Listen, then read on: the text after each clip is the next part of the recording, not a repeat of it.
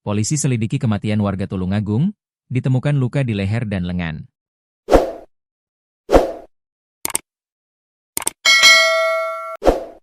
Personel unit Inafis Satreskrim Polres Tulungagung bersama Polsek Boyolangu melakukan olah TKP di rumah Sukati, 64, di Desa Gedang Sewu, Kecamatan Boyolangu, Rabu, 15 April 2026, pagi.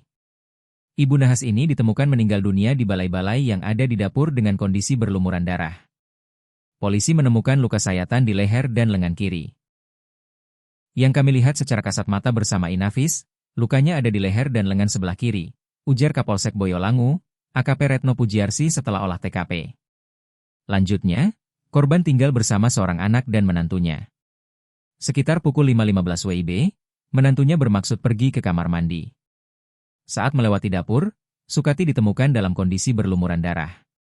Menantu korban memanggil suaminya, kemudian menghubungi Polsek Boyolangu dan Polres Tulungagung, jelas Retno.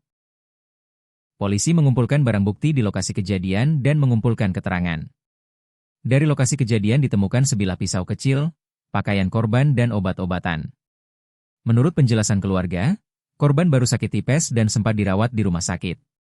Hari Jumat korban opname selama 3 hari karena tipes, Senin keluar dari rumah sakit, ungkap Retno. Jenazah dievakuasi ke instalasi kedokteran forensik dan mediko-legal, IKF, RSUD Dr. Iskak Tulungagung. Polisi akan menggandeng dokter forensik dari Polda Jawa Timur untuk melakukan visum.